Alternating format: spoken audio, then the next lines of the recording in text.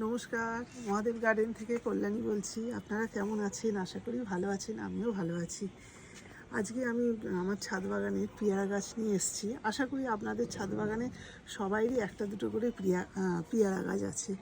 এই পেয়ারা গাছে যাদের এখনও ফুল আসেনি তারা আমার পুরনো ভিডিওটা দেখবেন। সেটা দেখলে আপনারা বুঝতে পারবেন কি করে ফুল আনতে হয়।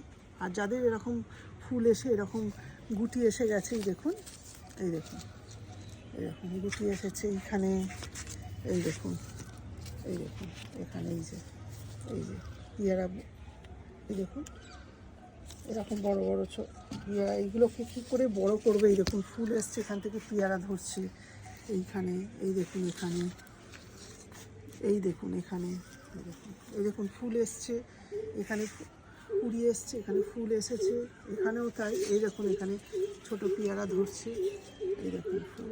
মানে আমার এইটুকুনি গাছে আমার প্রত্যেক ডালে ডালে 3-4টে করে পেয়ারা এসেছে।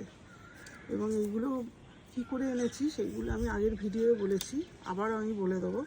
যখন আমি মাটিটা প্রস্তুত করেছিলাম, এই যে দেখছেন এটা এরকম বড় গ্রো ব্যাগে আমি মাটিটা প্রস্তুত করেছিলাম। এর মধ্যে 60% ভার্মি কম্পোস্ট দিয়েছি, আর অল্প করে আমি গার্ডেন সয়েল দিয়েছি। তার মানে নিম খোল, সর্ষের খোল, শিংকুচি, হাড় গুঁড়ো এসব দিয়ে আমি মাটিটা তৈরি করেছিলাম, এর মধ্যেই প্রতিস্থাপন করেছিলাম। তারপরে প্রতি বছর আমি এইভাবেই পরিচর্যা করি। যেরকমভাবে আজকে আমি বলবো সেইভাবে করবেন, তাহলে আপনাদের গাছও এরকম ফুল ফলে ভর্তি হয়ে থাকবে।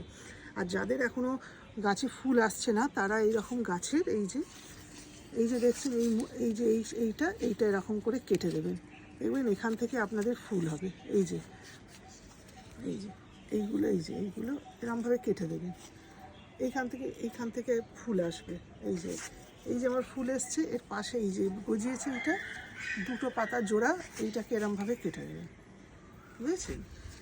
এটা কেটে দিলে এইখান থেকে আপনার যে এটা বেরোবে সেটা ফুলই বেরোবে, পাতা বেরোবে না। এই দেখুন এই যে দুটো পাতার মাঝখানে এই যে এটাকে কেটে দেবেন, কেটে দিলে এখান থেকে ফুল বেরোবে, বুঝেছেন? এই ফুলগুলো যখন যখন আস্তে আস্তে আপনার এরকম ফুলগুলো এরকম ফুটে এরকম ছোট্ট ছোট্ট গুলি গুলি আকারের, এই যে এরকম গুলিগুলি হবে, তখন আপনারা যে সারটা দেবেন সেটা আমি বলছি লাস্টে। আমি আমার সিক্রেট সারটা আপনাদের বলবো, আগে আমি দেখিয়ে দিই কী সার দিই। এই যে বন্ধুরা, এই সারটা আপনাদের দিতে হবে।